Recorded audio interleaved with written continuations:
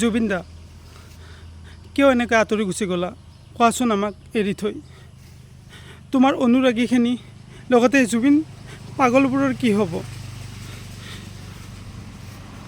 বহুত মিছ কৰিছোঁ তোমাক ভবা নাছিলোঁ যে হঠাতে এনেকুৱা এটা খবৰ পাম আপুনি আমাৰ মাজত নাই যদিও মন আৰু মগজুত সদায় থাকিব জুবিনৰ কথা সকলোৱে জানে মানে এতিয়া অসম বুলি ক'লে যে সকলোফালে শূন্য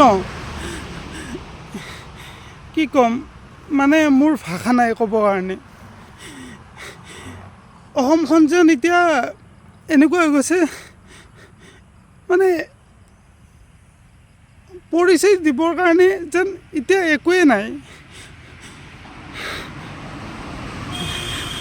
আপুনি কেনেকুৱা মানুহ আপুনি কিমান ভাল মনৰ মানুহ লগতে আপোনাৰ মানৱীয়তা বা আপোনাৰ কৰ্ম আপোনাৰ কথা মই নক'লেও মানে পৃথিৱীৰ সকলো মানুহেই প্ৰায় জানে মই আপোনালোকক জুবিন দাই কৰা এটা ডাঙৰ হেল্প জীৱনত মই আপোনালোকৰ মাজত শ্বেয়াৰ কৰিব ওলাইছোঁ আজি মই ভাবিছিলোঁ এই কথাখিনি মই পিছলৈকে ক'ম আৰু লগতে জুবিন দাৰ নতুন ফিল্ম আহি আছে ৰৈ ৰৈ বিনালে তাতে মই সৰু এটা মানে অলপ টাইমৰ কাৰণে কেৰেক্টাৰ এটা কৰিছোঁ মই ভাবিছিলোঁ পিছলৈকে জনাম জুবিন দাক মই জোৰছে হাক কৰি মই কেতিয়াবালৈকে ক'ম যে জুবিন দা যিটো সপোন দেখিছিলোঁ সেইটো সপোন আপুনি মোৰ পূৰণ কৰিলে মানে ৰিচেণ্টলি মই মাৰ লগত ফুৰি আহিছোঁ গুৱাহাটীত 13 ছেপ্টেম্বৰত মই যোৱা কথাও আছিল জুবিন দাৰ ঘৰলৈকে মাক লৈ মাৰো ইচ্ছা আছিল যাবৰ কাৰণে কিন্তু জুবিন দা ছিংগাপুৰত থকাৰ কাৰণে মোৰ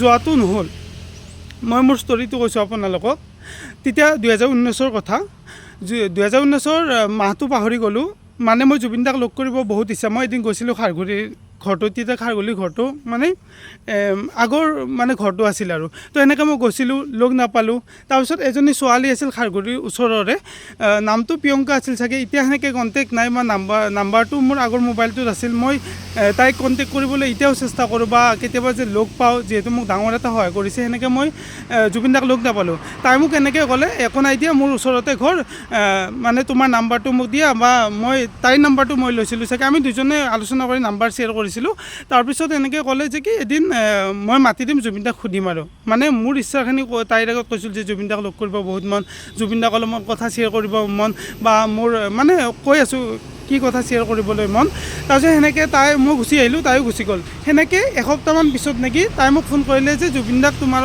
দাৰ আগত তোমাৰ কথা কৈছোঁ তোমাক মানে লগ কৰিব বুলি কৈছে তেতিয়া মই মানে কি ক'ম আৰু ৰুমত আছিলোঁ জাগিৰোডত পঢ়ি আছিলোঁ জাগিৰোড কলেজত সেনেকৈ মই কি কৰিলোঁ তাড়াতাড়ি হ'ব আজি ক্লাছ নকৰিলেও কথা নাই ক্লাছ নকৰে ৰুমৰ পৰা ৰাতিপুৱাই মই ASTC তেতিয়া মোৰ স্কুটিও নাছিল ASTCত গৈছিলোঁ গুৱাহাটীলৈকে বুলি তাৰপিছত এনেকৈ গৈ তাই মোক ফোন কৰি আছে জল্দি আহা জুবিন দা ওলাই যাব সেনেকৈ মই তাড়াতাড়িতে কিবাকৈ মই লাষ্ট টাইমত জুবিন দাক লগ পালোঁ জুবিন দা মোক আহিলে মাত দিলোঁ তাৰপিছত আৰু এনেকৈ অনুৰাগী বহুত আহে ন লগ কৰিব আহিলে লগ কৰিলে তাৰপিছত শেষত মই মানে কথাখিনি নকওঁ মনটো মানে ভালো লাগিছে জুবিন দাক মানে ভগৱান এজন যাক মানে নিজতকৈ বেছি ভাল পাওঁ মই সেইটোৱে কওঁ ভগৱান এজনক দেখা পাইছোঁ মই মানে ইমোশ্যনেল হৈ গৈছোঁ তাৰপিছত মই এনেকৈ জুবিন দাই ঘৰলৈকে মাতিলে তাৰপিছত মই আচৰিত দিছোঁ জুবিন দাই চেয়াৰ এখনত বহি আছে তাৰ ওচৰতে মোক জুবিন দাই বহুৱাই লৈছে আৰু মানে আজিকালি মানুহবোৰ আছে যে কি ভালদৰে বহিব মানে কি আৰু বুজিতো পাইছে কি কৈছোঁ ভালকৈ সন্মান দিব নোৱাৰে মই জুবিন দাৰ দৰে এজন মানুহে মোক কৈছে ওচৰতে বহি লোৱা বুলি একে সমানত মানে দুখন চেয়াৰ সমানত আছে মই জুবিন দাৰ ওচৰত মোক বহালে মই কৈছোঁ জুবিন দা নালাগে দিয়ক আপোনাৰ ওচৰত বহাৰ মোৰ যোগ্যতা নাই তাৰপিছত সেনেকৈ মোক বহুৱাই ল'লে তাৰপিছত মোক ক'ব দিলে কি হৈছে কচোন জুবিন দা মোৰ মানে ঘৰৰ ফাইনেন্সিয়েলি অলপ প্ৰব্লেম মোৰ এক্টিং শিকিব বহুত মন বা এক্টিং লাইনত যাব মন আৰু মোৰ এটা ডাঙৰ সপোন যদি মই নমৰাৰ আগত আপোনাৰ লগত কাম এটা কৰিব পাৰোঁ বা আপোনাৰ চিনেমাত কাম কৰিব পাৰোঁ তেনেহ'লে মোৰ জীৱন ধন্য মোক আৰু জীৱনত একো নালাগে সেনেকৈ জুবিন দাই মানে কি একো নাভাবিলেই মই কৈছোঁ এটা নাম্বাৰ দিছোঁ নাম্বাৰটো কণ্টেক্ট কৰিব নাম্বাৰটো হ'ল মন্দাৰ নাম্বাৰ জুবিন দাৰ ৰিলেটিভছ হয় মানে মই ঘৰুৱা সম্পৰ্কটো পাহৰি গ'লোঁ মন্দাৰ নাম্বাৰটো দি কৈছে এইটো নাম্বাৰত কণ্টেক্ট কৰ আৰু লাষ্টত মই শেষত কৈ আছোঁ জুবিন দা মানে আপোনাক মই কেনেকৈ ধন্যবাদ দিম লাষ্টত আৰু ভৰিত ধৰি সেৱা কৰি মানে মোৰ সেইটোত আমাৰ হাক কৰিব মন গৈছিল কিন্তু মানুহ বহুত থকাৰ কাৰণে মই মানে সেইটো টাইমত হাক কৰিবৰ কাৰণে কিয় নোৱাৰিলোঁ মই এতিয়াও মিছ কৰোঁ মানে মোৰ জুবিন দাক মই এটাই মন আছিল হাক কৰিবৰ কাৰণে সেইটো টাইমত মই কৰা নহ'ল তো সেনেকৈ গুচি আহিলোঁ। জুবিন দাক ভৰি হাতে ধৰি সেৱা কৰিলোঁ, জুবিন দা আপোনাক ধন্যবাদ যে আপুনি শুনাৰ লগে লগে মোৰ ফাৰ্ষ্ট ষ্টেপটো আপুনি মোক পূৰণ কৰিলে। মই মানে এদিন আহিম আপোনাৰ তাত, মই যদি এইটো লাইনত গৈ কিবা এটা কৰিব পাৰোঁ। সেনেকৈ মই মন্দাৰ তাত গ'লোঁ, মন্দাক ফোন কৰিলোঁ, মন্দাই ক'লে মোক তাৰিখে আহা। সেনেকৈ মই আমাৰ ষ্টাৰ্ট হৈছিল 15 নৱেম্বৰৰ পৰা 2019 চনত, 3 মাহৰ কোৰ্চ আছিল। এনেকৈ ক্লাছ চাছ কৰিলোঁ, চাৰ্টিফিকেট পালোঁ। আৰু পিছত গৈ পিনে কি কৰিলে, তোমাৰ আপোনালোকৰ কৰিলে কিবা কিবি কামতো মই মানে যিহেতু অভিনয় ষ্টুডেণ্ট, এনেকৈ অডিশ্যনো দিলোঁ, অডিশ্যন দিওঁতে সৰু সুৰা কামো কৰিলোঁ, চিএল কৰিলোঁ। তাৰপিছত গৈ পিনে এনেকৈ চাৰ্টিফিকেট পালোঁ। আৰু লগতে মই মন্দাকো কৈছোঁ, মন্দা আপোনালোকক মই কেনেকৈ ধন্যবাদ দিম, মই কেনেকৈ সেই মোৰ জীৱনত মই নমৰাৰ আগত আপোনালোকক মই এই সহায়খিনি বা হেল্পখিনি জুবিন দাৰ আপোনাৰ মই সহায় কৰিব পাৰিম, মই ভাষাৰে বুজাব নোৱাৰোঁ। মন্দা কৈছে একো নাই, কৰি যা, আমি সদায় আছোঁ, ভাল কাম কৰিব গৈ আছোঁ, আমি সদায় আছোঁ। তো সেনেকৈ কৰিলোঁ, কাম চাম কৰাৰ পিছত কি হ'ল, এদিন হঠাতে ফোন আহিলে, ৰৈ ৰৈ বিনালেখনৰ শ্বুটিং চলি আছিল। তাৰপিছত মন্দাৰ ফোন আহিলে যে মানে মোৰ নাম্বাৰটো এজনক বিচাৰিলে, আমাৰ অভিনয়ৰে এজনক তাত বিচাৰিলে, তাৰপিছত ল'লে। তাৰপিছত আৰু নাম্বাৰটো মোৰ তাত আছিল নেকি, তাৰপিছত ময়ে ফোন কৰিলোঁ মন্দাৰ নাম্বাৰটো, যে মন্দা আপুনি ফোন কৰিব কৈছোঁ, কওকচোন। যে এবাৰ মন্দাই তাৰপিছত ৰিপ্লাই দিলে, এবাৰ অভিনয়ত আহিবিচোন, যে এনেকৈ অলপমান কথা আছে, ডাইৰেক্ট কোৱা নাই, মই এক্সাইটমেণ্টটো বেছি হ'ম কাৰণে আহিবিচোন, অলপমান কথা আছে। সেনেকৈ মই তাড়াতাড়ি গুৱাহাটীতে আছিলোঁ। ভগৱানেও সেই লাকটো মিলাইছে মোৰ, যে এনেকৈ গুৱাহাটীত আছিলোঁ। গুৱাহাটীত থাকোঁতে গ'লোঁ, মই লগে লগে জুবিন দাৰ তাত গ'লোঁ। জুবিন দাৰ তাত গৈ জুবিন দাৰ অভিনয়ত গ'লোঁ।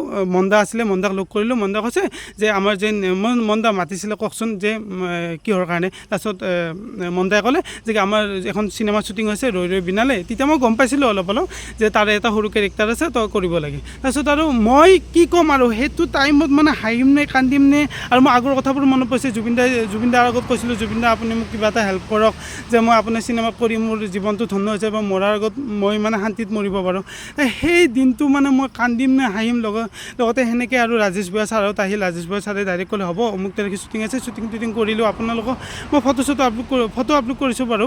আৰু লগতে 31 অক্টোবৰ ৰিলিজ হোৱা কথা আছে, এতিয়া কি হয় নাজানো। তো সেই মানুহ এজনক, যিটো মানুহে মোক একেলগে বহুৱাই ল'লে, সুধিলে প্ৰব্লেমটো, মাতিলে মোক লগৰ ছোৱালীজনীৰ থ্ৰুৰে, তাৰপিছত মোক অভিনয়ত এডমিশ্যন দিয়ালে ফ্ৰীতে। তাৰপিছত আকৌ মোক কি ক'ম, জুবিন দাৰ ফিল্ম এখনত কৰিব পাৰিলোঁ। মোৰ সপোনটো এতিয়া কি, মোৰ এনেকুৱা লাগিছে, মই যদি মৰিও যাওঁ, মই শান্তিত মৰিব পাৰিম, মোৰ একো টেনশ্যন নাই। তাৰপিছত গৈ সেনেকৈ কৰিলোঁ, কামখিনি কৰিলোঁ। কৰাৰ পিছত মই মাজে মাজে গৈছোঁ, জুবিন দাক লগো কৰিছোঁ। আৰু জুবিন দা যেতিয়া মই চিনেমাৰ শ্বুটিং হোৱা নাছিল, তাৰ আগতে এবাৰ গৈ পিনে তো লগ কৰিছিলোঁ। জুবিন দাক ক'লোঁ এনেকৈ তেনেকৈ। জুবিন দা যিটো কামৰ প্ৰেছাৰত থাকে, জুবিন দা মই অভিনয় ষ্টুডেণ্ট আছিলোঁ 9 বেটছৰ, তো আপোনাক লগ কৰিব আহিছোঁ। আৰু মই মন্দাৰ পাৰ্মিশ্যন লৈ গৈছিলোঁ। মন্দাই মোক কৈছে, এড্ৰেছটো দি দিছে, মন্দাই হেল্প কৰিছে। মন্দাক সুধিলোঁ আৰু এনেকৈ গ'লোঁ। যোৱাৰ পিছতে মন্দাই ক'লে অমুকত যোৱা। তাৰপিছত গ'লোঁ, লগ কৰিলোঁ। তাৰপিছত আৰু জুবিন দাই কিবা দৈৰ কথা পাতিছিল, যে মই দৈ খাই ভাল পাওঁ, এনেকুৱা তেনেকুৱা আৰু বোলে আলোচনা কৰিছিল। মই লগে লগে উঠি জুবিন দাক লগ কৰাৰ পিছতে মই কৈছোঁ, জুবিন দা আমাৰ হাজোৰ ৰামদিয়া যিহেতু দৈৰ বাবে বিখ্যাত, আপোনাৰ কাৰণে নেক্সট চাইলে দৈ লৈ আহিম। মই তাৰে 2 দিনমান পিছত নেকি, তাড়াতাড়িতে মই যেনেকৈ নহওক বিচাৰি, আমাৰ গাঁৱতে বিচাৰি জুবিন দাৰ কাৰণে লৈ গৈছোঁ। তো মই জুবিন দাৰ কাৰণে আৰু কিবা কিবি কৰিম বুলি ভাবিছিলোঁ, বা মন আছিল। আৰু মোৰ এটা বহুত ডাঙৰ মন আছিল, যে মই হাগ কৰি কান্দি মই জুবিন দাক ক'ব, জুবিন দা আপুনি মোৰ গডফাদাৰ হয়, আগৰ পৰাই হয়, এতিয়াও হয়, আৰু ভৱিষ্যতেও হৈ থাকিব। মই আপোনাক হাগ কৰি কথাখিনি ক'বলৈ মন আছিল, যে কি আপুনি মোৰ সপোন পূৰণ কৰিলে, এতিয়া মই শান্তিত মৰিব পাৰিম। কিন্তু সেইখিনি কথা কোৱা নহ'ল। তো হঠাতে খবৰ পালোঁ এনেকুৱা, আই কান এক্সপ্লেইন ইন ৱৰ্ডছ, যে জুবিন দাৰ লগত কি মাকো লগ কৰাই দিয়াৰ মন আছিল। তাৰপিছত মোৰ লগৰ ছোৱালীবোৰেও কয়, আৰু লগতে লগৰ ল'ৰাবোৰেও ফোন কৰে, যে এনেকৈ এদিন যাম। আৰু লগতে মোৰ বা এজনী আছে, কাব্যশ্ৰী বাও, আমি প্লেনিং কৰি আছিলোঁ জুবিন দাৰ তাত যাম বুলি। তো মাৰো ইচ্ছা পূৰণ কৰিব নোৱাৰিলোঁ, লগৰখিনিৰো নোৱাৰিলোঁ। আৰু মোৰ যিটো সপোন আছিল, যে এদিন জোৰকৈ হাগ কৰি জুবিন দাক ক'ম, জুবিন দা আপুনি মোৰ লাইফটো চেঞ্জ কৰি দিলে। তো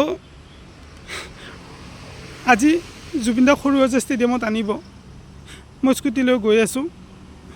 তাতে কৰ্ম কৰি আছোঁ মানে জেলৰ দৰে বন্দী হৈ আছোঁ প্ৰাইভেট কাম তাৰ মাজতে আজি ভগৱানৰ কৃপাত ৰবিবাৰ পৰিলে মই ৰাতিপুৱা ওলাইছোঁ জুবিন দাক বহুত মিছ কৰিছোঁ জানে মোৰ বহুত ইচ্ছা আছে জুবিন দাৰ লগত ভাল ভাল গানত কাম কৰিব জুবিন দাৰ লগত কথা পাতিব লগতে আমাৰ ঘৰত লৈ যাব মোৰ যিখিনি সপোন পূৰণ কৰিলে সেইখিনি কথা শ্বেয়াৰ কৰিব হাক কৰিব নোৱাৰিলোঁ মই এটাই কথা ক'ম মই আজি প্ৰতিজ্ঞা কাঢ়িলোঁ জুবিন দাৰ দৰে এজন সৎ মানুহ হ'ম জুবিন দাৰ দৰে ভাল ভাল কাম কৰি যাম আৰু জুবিন দা আমাৰ মাজত নাই যদিও বা অসমবাসীৰ মাজত নাই যদিও আমাৰ মন মাইণ্ডত সদায় থাকিব সদায় মানে অমৰ হৈ থাকিব আৰু মইতো জুবিন দাৰ বাবে যিখিনি কৰিব মন আছিল মই এতিয়া মানে কি ক'ম আৰু মই জুবিন দাৰ দৰে এজন ভাল মানুহ হ'ব বিচাৰোঁ সেইটোৱে তো গাইজ মই মানে মন মাইণ্ডক কণ্ট্ৰল কৰিব পৰা নাই তো আপোনালোকৰ মাজত কথাখিনি শ্বেয়াৰ কৰিলোঁ কাৰণ মই জুবিন দাৰ আগত শ্বেয়াৰ কৰিব মন নাছিল এইখিনি কথা কিন্তু এতিয়া